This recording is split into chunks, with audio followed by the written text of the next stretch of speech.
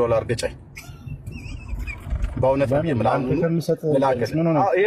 ምናልባት ይህን ችግሬን ስትቀርፈው አንድ $10,000 ብትገጨኝ በዚህ ፋሲካ በሚቀጥለው ጊዜ ዳጊንም ጌርሳምንም እዚህ ያሉትን ተሰናብቼ ልወጣ እችላለሁ። ምክንያቱም የኢኮኖሚ ችግር ይሆናል የሚያስጨወኝ። አንተ ከደረስበት ምን አለበት ብትገጨኝ? አሁን በዚህ በዕለተ ፋሲካ እንኳን አደረሰ ብለህ 1-2 ወር የሆነ ወጣ ብለህ አስበህበት ምናምን የሚመጣ ከሆነ እልክልሃለሁ። ኦኬ እሱ ነው እኮ ለዛ ነው እኮ ብዬ የምልህ። በቃ ግጨኝ። ይኸው ፎሎባክ መርሼ እልሃለሁ $10,000 በውስጥ በኩል ማንም ሳይሰማ እዚህ አሁን ሰው እየሰማ አይደለም። አንድ $10,000 ግጨኝ ዶክተርዬ። ምክንያቱም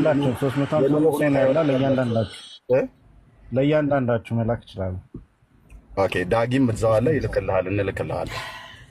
ዳጊም እዛው ነው ያለው። ኤኒዌይስ እኔ ምንም አይነት ጥላቻ የለኝም። ባይዞ አይ ላይክ ዩ ሁላችሁንም። ግን እንደው የምሬን ነው። እኔን እያሰብክ ግን ዶክተር የምሬን ነው። እኔን እያሰብክ እግዚአብሔር ታሳዝነኛል። አንዳንዴ እሺ ቆይ ላውራ አንዴ። ቀንም ሙሉ ልታወራ እኮ ነው። 3-4 ሰዓት ልታወራ ነው። እኔ ስማ እሺ እግዚአብሔር ይርዳችሁ።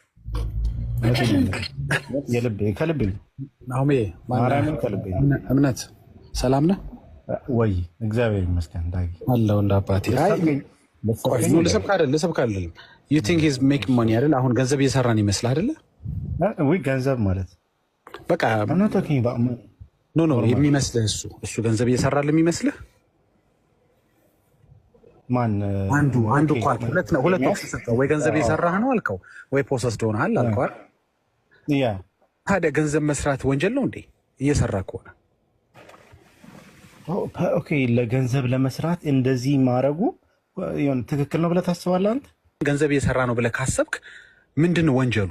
በሀቅ ነው እየዘረፈ አይደለም እኮ። ታዲያ አንተ እኮ እንዲሁም ጥያቄ ነው ለመልሰው ማለት የነበረብህ መሰለህ። ዋው ዩር ሶ ክሬቲቭ በጣም። እኔ አሁን ልክ ነው እያልኩ አይደል፣ በወንጌል ስም ገንዘብ እየበሉ ወይም ማድረግ እንደዚህ ልክ ነው ማለት ሳይሆን እንደሱ እንኳ ብለህ ካሰብክ ይሄ ሰውዬ እስካልዘረፈ ድረስ እስካልገደለ እስካልጠነቆለ ድረስ ዳትስ ፋይን። ታዲያ ምን ችግር አለው? የሚሰጠው እስከተገኘ በስመ አብ። አንተ ህሊና እንኳን የለም። ሰው የሆነ የተሳሳተ ነገር ሆኖ እያሳቱ ገንዘብ ማግኘት ዱ ዩ ቲንክ ኢትስ ፌር?